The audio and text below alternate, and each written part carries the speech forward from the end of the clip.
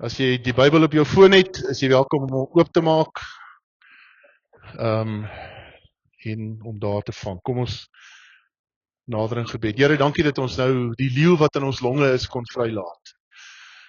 En dat terwyl ons saam gesing het, sê die slim mense, as mense saam sing, dan gaan mense spanning weg en jy fokus op iets anders as jou eie emosie. Dankie dat ons hierdie woorde kon vat en dit vir u kon gee, op berge en in dale. Oral is my God. Waar ek ook telke male swerwe, daar is God.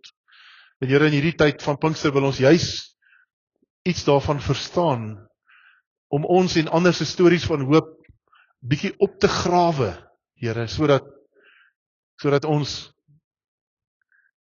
verstaan dat ons geloof is iets waarmee ons op pad kan gaan. Dankie dat die stryd aan u behoort, dit behoort nie aan ons nie. Dankie dat ons kan berus in die krag en in die almag. En ons wil hierdie boodskap verkondig, soos ons gesing het in die begin, aan die hele wêreld. Ons wil hê elkeen moet dit weet. Maar Here, vandag wil ons sê, u moet by ons begin. Here, ons is hier met 'n behoefte. Ons is hier want ons het nodig om aan die binnekant vars lig te kry, wat die Gees vir ons kan gee. Ons het nodig om iets neer te sit in ons hart, wat die woord vir ons kan gee. En dit is my gebed, dat dit wat ek voorberei het, en dit wat ek deel uit die skrif uit, Here, dat dit tot die eer sal wees, Here, maar dat dit nie al sal wees. Wat 'n jammerlike dag is, dit net 'n predikant se woorde is, wat 'n mens op kan vertrou vir God se vernuwing. Dankie Heilige Gees dat ons in die lees van die teks en die oordink daarvan u kan vra om ons van binne af te ontmoet. Ons sing baie keer die lied Waai deur my, Heilige Gees, ons vra dit vanoggend in die naam van Jesus alleen. Amen. Nou toe, ons tema het ek al bietjie ietsie oor gesê. As jy so saam met ons die liedere gevolg het, selfs ons lied wat ons gesing het, as deel van die stil word, sê jy ietsie gehoor het van God se almag, God se voorsienigheid, God se grootheid, dat God met ons op pad is, dat hy altyd daar is, dat ons nooit sonder hom is nie, dat hy vir ons nuut maak en vir ons krag gee. Dit is van die temas wat ons in die liedere vanoggend hanteer het. Hendrik het dit baie noukeurig vir ons uitgesoek op grond van die tema, ook van die boodskap. By Hemelvaart donderdag aand het ons gepraat rondom die tema 'n lewende hoop en hope lewe. Ons het Efesiërs 1 se teks gelees. Daar waar Paulus bid vir die Efesiërs en hy sê, mag hulle geestesoë verhelder, dat hulle kan sien waarop dit werklik aankom. Mag hulle besef dat dit die opstandingskrag is van God, wat hy tot ons beskikking stel deur sy Gees. Mag ons hoop vind in die feit dat hierdie krag ook Jesus in die hemel opgeneem het. Ons het so 'n mooi gravering op die skerm gehad, wat uit die 4de eeu uitkom, met Jesus wat in die hemel opgaan, en die wolk van God se teenwoordigheid, en God se hand wat so uit die hemel uitsteek, wat 'n simbool is van God wat hom kom terugneem, en hom op sy regmatige plek sit, as die Here. Die woord Here beteken meester, koning, baas, die een wat gesag voer oor die kerk en oor ons wat hom dien en hom volg. Hierdie opstandingskrag bemag ons, so 'n woord wat bietjie uitgedien geraak het in ons wêreld, bemagtiging. Bekragtig ons, kom ek gebruik dit, om te leef met hoop, met oorgawe, met volheid, met vreugde. Die vraag is, en dit gaan ons probeer om in hierdie Pinkstertyd saam met mekaar te ontdek, wat beteken dit? Hoe werk dit? Hoe is God se hoop in die oomblikke wat ek niks hoop het nie? Hoe is God se hoop die ding wat my nuut maak van binne af, wat my kans gee om op te staan? Hoe is dit dat ons baie keer gelowig is, maar sonder hoop?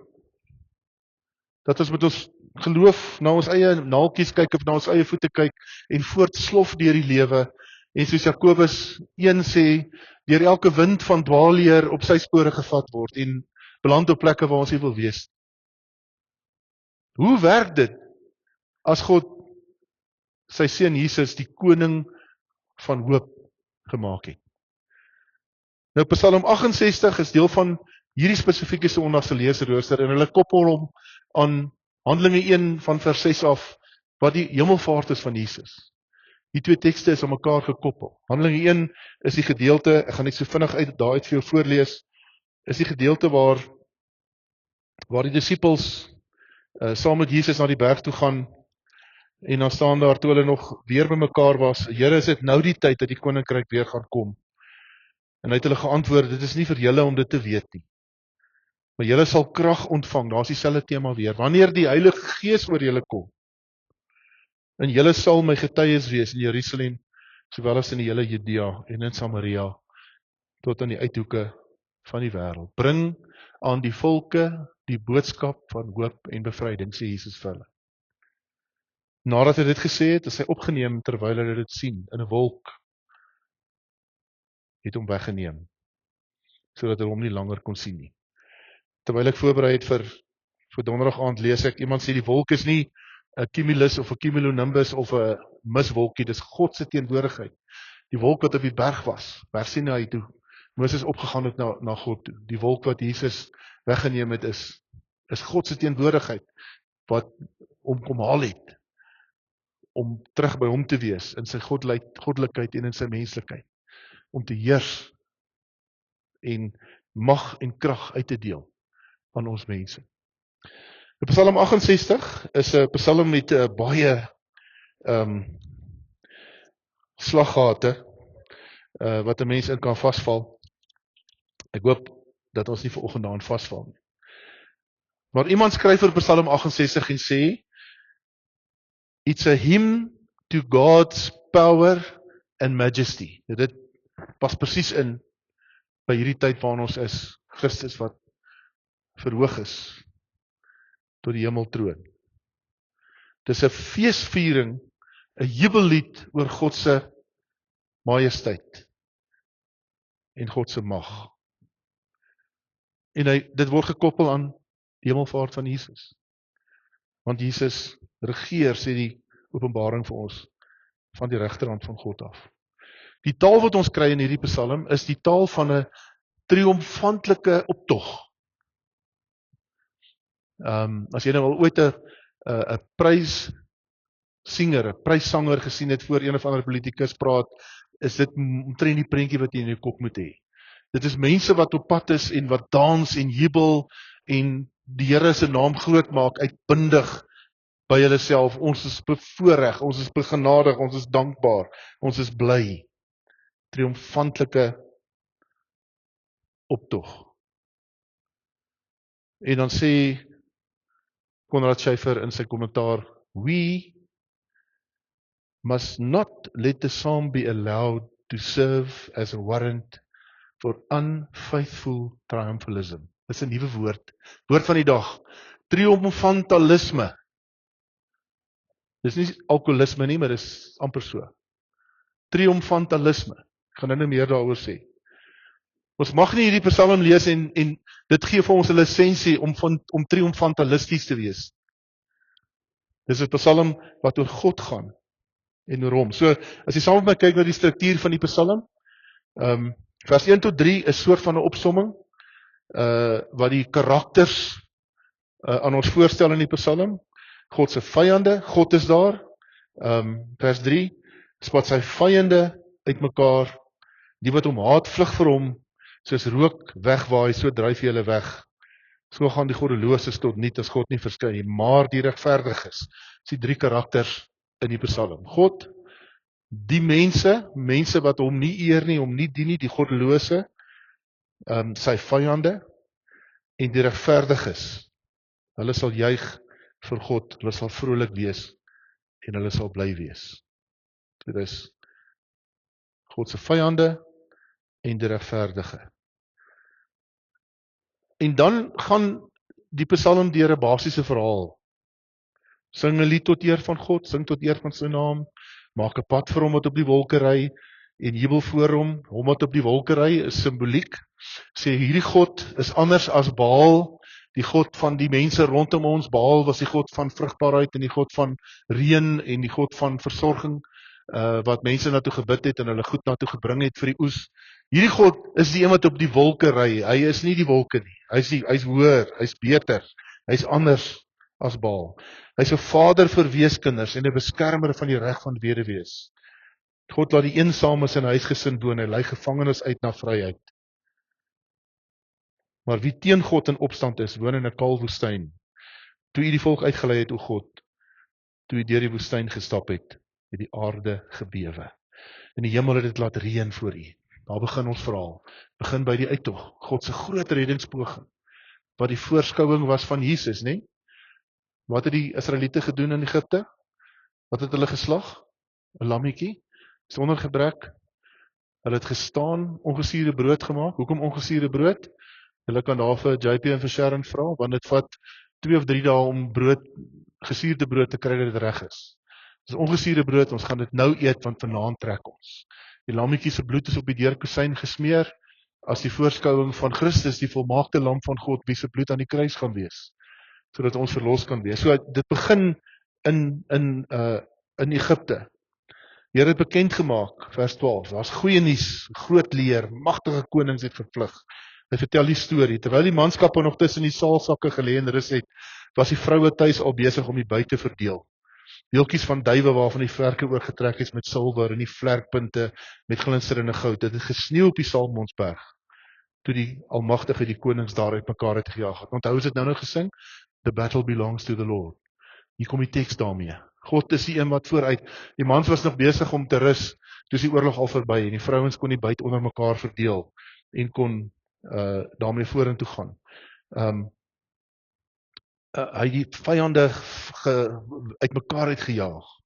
En in die einde van die Psalm vers 24 tot 27 is die jubeling en die feesviering by Sionsberg, waar die Israeliete by mekaar kom, anders as Basan.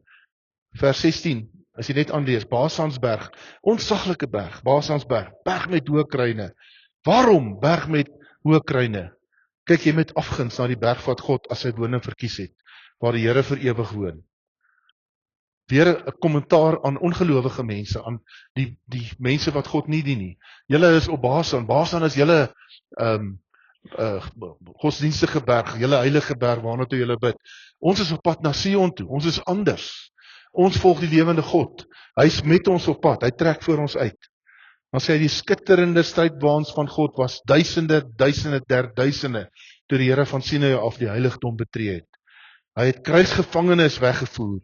Mense het u vir geskenke gebring, selfs die wat teen u in opstand was. Toe het u opgegaan na die hoogte om daar te woon, Sionsberg waar die tempel is. Op 'n manier skryf een of ander slim geleerde, hy sê dit so mooi, hy sê ons God is beter as julle God, as julle gode. Want ons God het julle gode uitmekaar gejaag, verplaas en oorwin. Ons God leef nou in Jerusalem, wat ook nou maar terselfdertyd ons plek is. Ons woon waar ons God woon. Met ander woorde, God is aan ons kant. Hierdie God is aan ons kant. Sien jy waar die moeilikheid inkom met daai nuwe woord van ons, triomfantalisme? Dit is so maklik om jou eie ideologie, jou eie aangeleerde goed, jou eie voorkeure, jou eie manier van aanbid, jou eie manier van God verstaan, te sê, aha, God is aan my kant. En wat maak mens dan? Soos ons op skool maak? Ons het die Gees. Ja man, ja. Ons het die Gees. Hoe lyk dit daar? En dan by die ander skool, is dit weer. Ons het die Gees, ja man, ja. Dit maak dat ek myself verhef. Dit maak dat ek godsdienstig hoogmoedig raak. Arrogant raak.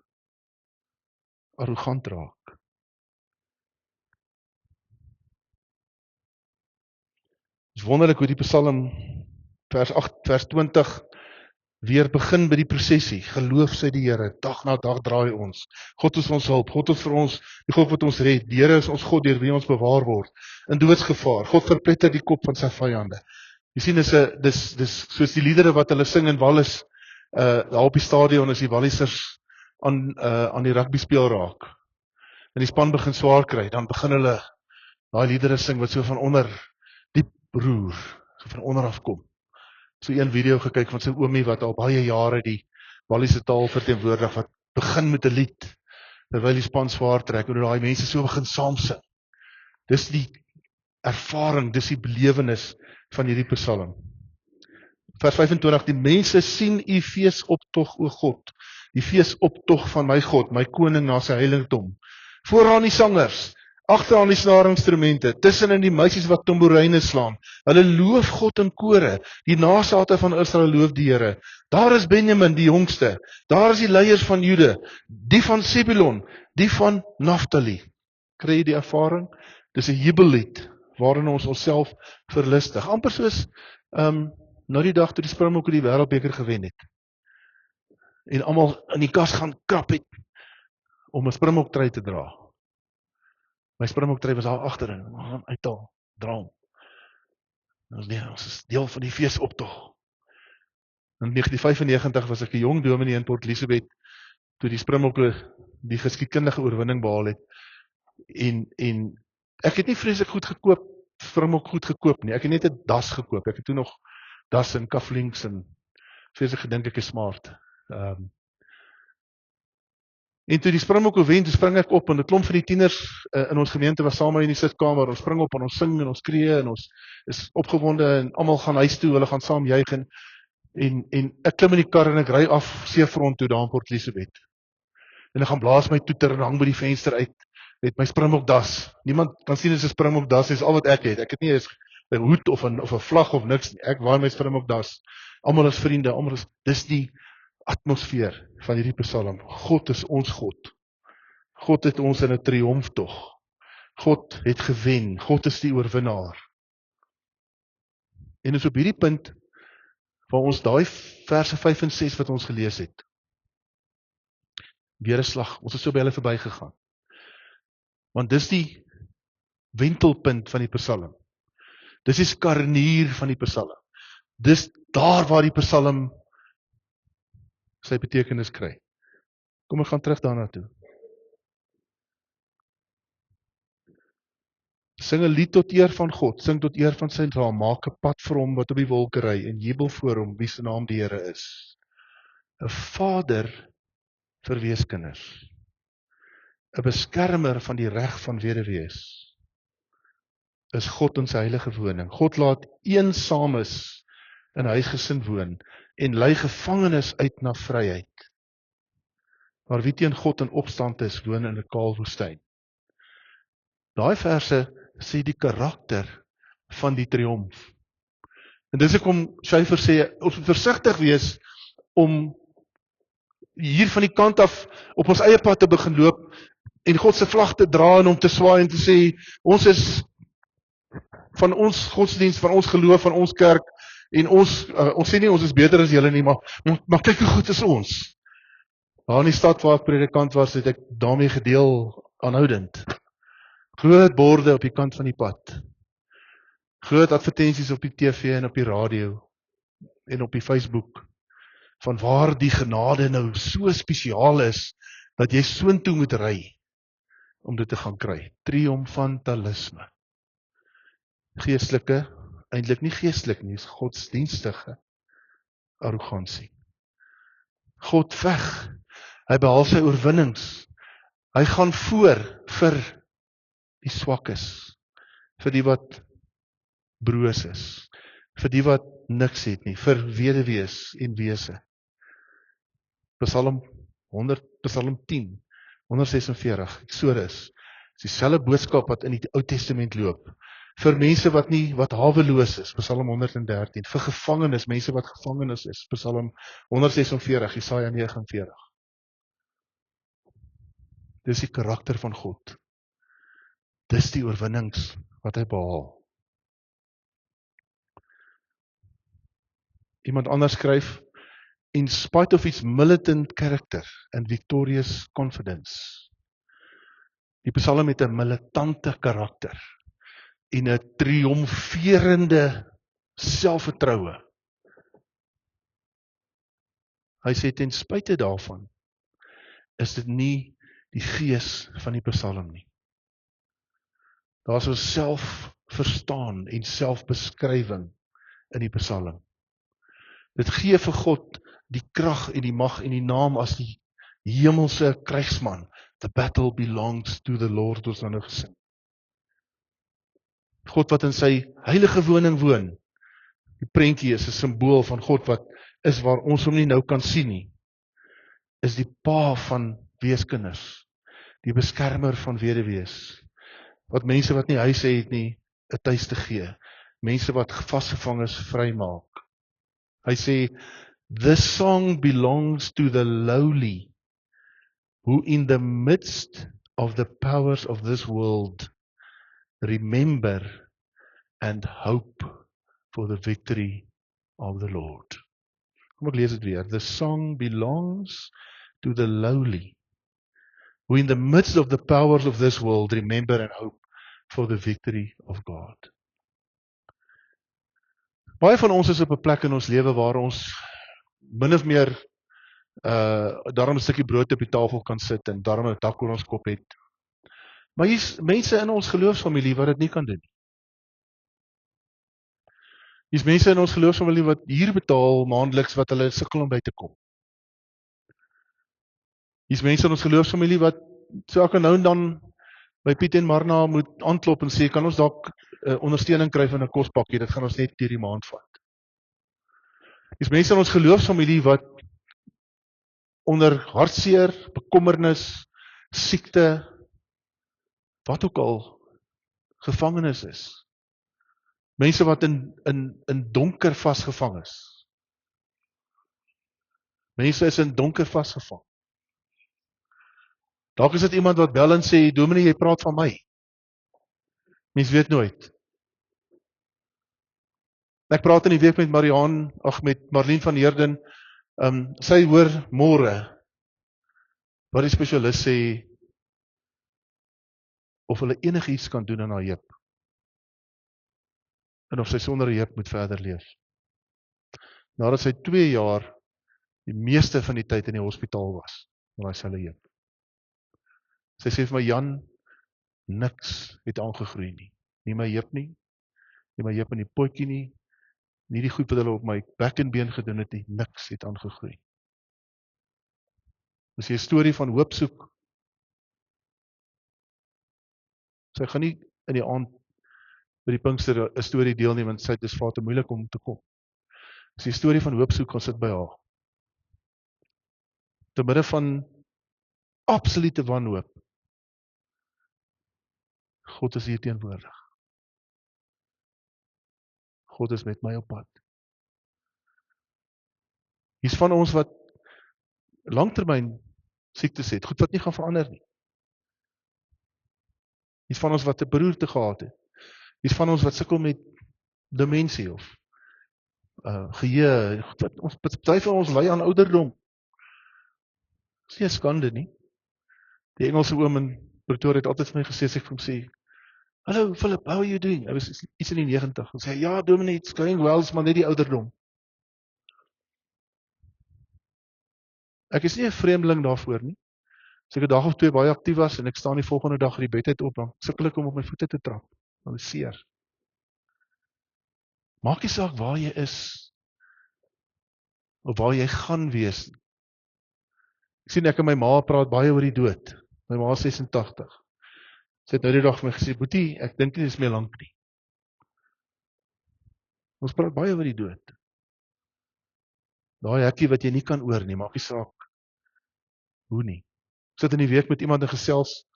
Hy is nie van Clarence nie, hy is van 'n ander dorp wat by my kom draai het.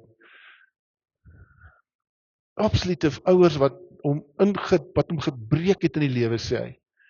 En ek moes hom leer om te sê, jy kan nie dit sê nie, want die probleem lê nie by jou nie, dit lê daai kant. Maar sy ouers is besig om te probeer om die dood te vnyk. Mislukking is nie 'n opsie nie. Hulle hardloop, hulle drink pille en hulle doen alles wat hulle kan doen in 70 jaar oud om fiks en gesond te bly, om die dood te vnyk. Ek het nuus vir hulle. Hierdie plek van wanhoop, van ek kan niks daaraan doen nie. Is ook waar hulle gaan kom.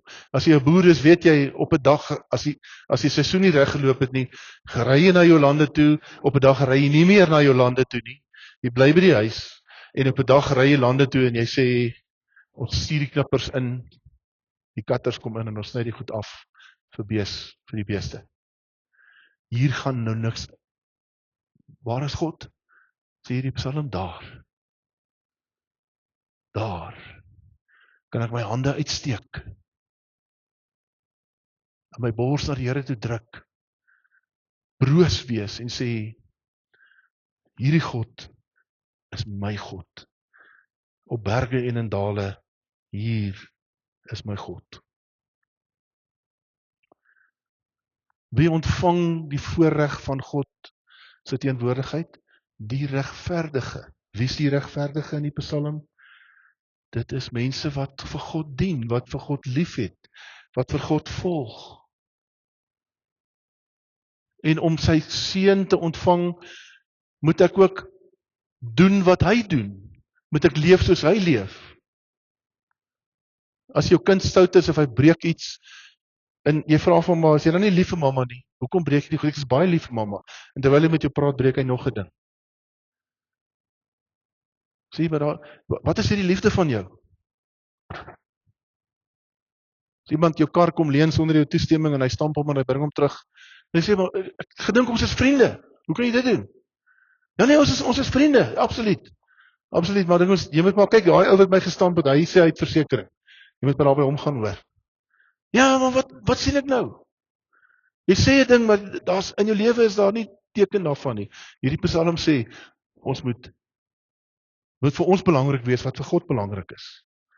Hy nooi mense, hy nooi ons om dieselfde deernis as hy te hê, soos hy in die wêreld optree.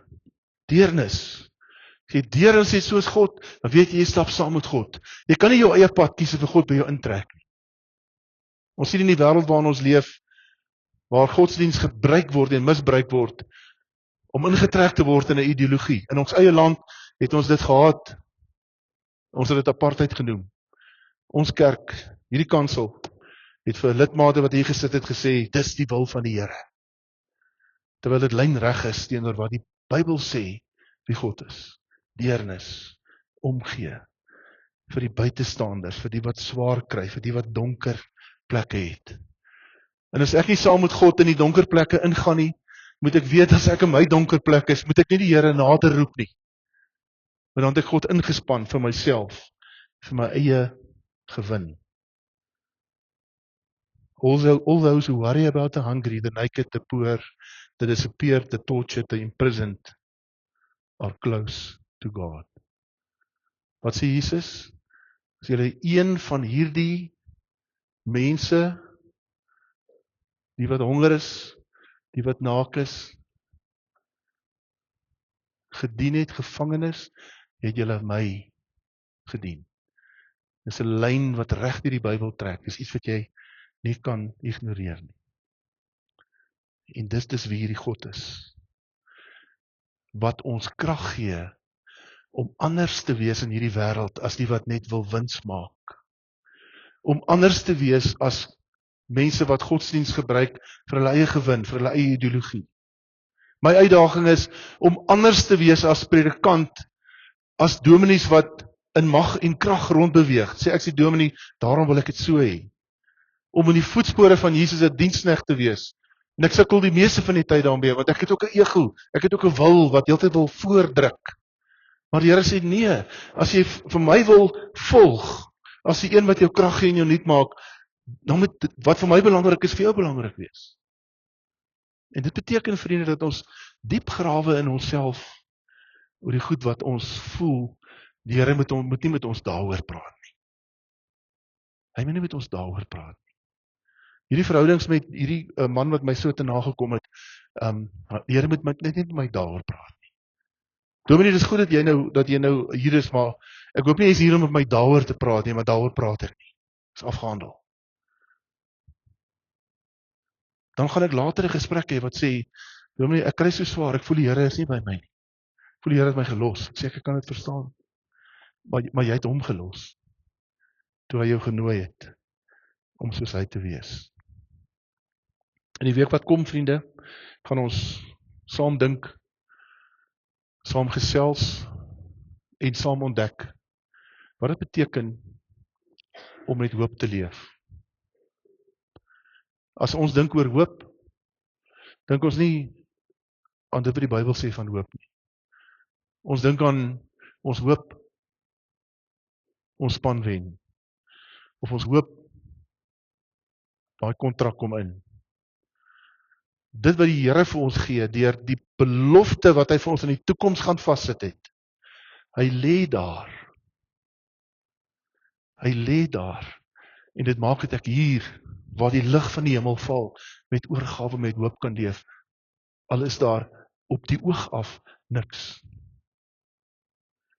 Iemand het my so 'n bordjie persent gegee wat voor my deur hang. Ek sien hom elke keer as ek in en uitstap. Wat basies sê, waar God is, daar is genoeg. Waar God is, daar is genoeg. So vanaand gaan ons luister na 'n getuienis van iemand wat by geleentheid in sy lewe alles verloor het. Dat daar niks was wat hy aan kon vashou, materieel nie. Wat op 'n ander stadium in sy lewe, sy gesondheid tot so 'n mate verloor het, dat daar niks was wat hy kon vashou nie. En dis nie 'n helde verhaal nie. Getuienis is nie helde wat vir ons kom sê wat se wonderlike helde ons is. Dis mense wat sê, toe ek in die donker rondstrompel en voel ek moet maar opgee, ontdek ek God daar. En hoop skyn lig in die donker.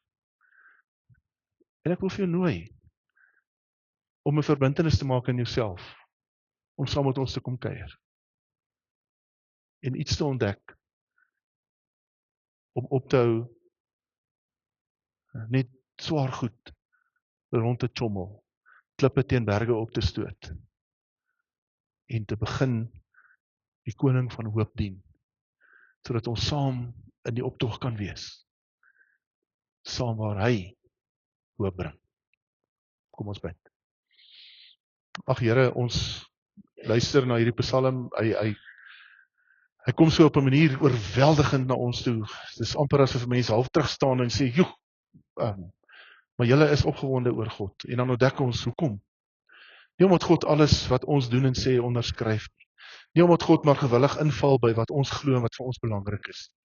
Nie omdat God altyd met ons saamstem nie. En al wil ons hom intrek, en al wil ons voel ons is beter, sê nee, dis nie wie ek is nie. Ek is die God wat na die gebrokenis, na die gevangenis, na die wat worstel, na die wat nie so lekker ruik nie, na die wat uitgespoel het. Ek is die God wat daarna toe 'n optog voer. En Here, ons kom bid, ek kom bid vir ons geloofsfamilie, dat hierdie Pinkstertyd 'n tyd van vernuwing sal wees, en Here, 'n tyd waarin die Heilige Gees tot ons deurbreek. Dat ons 'n godsdienstigheid kan raak sien en kan verlaat, en die avontuur van 'n verhouding met hierdie koning van hoop kan aanpak. Ek bid dit in Jesus se naam, die koning van hoop. Amen.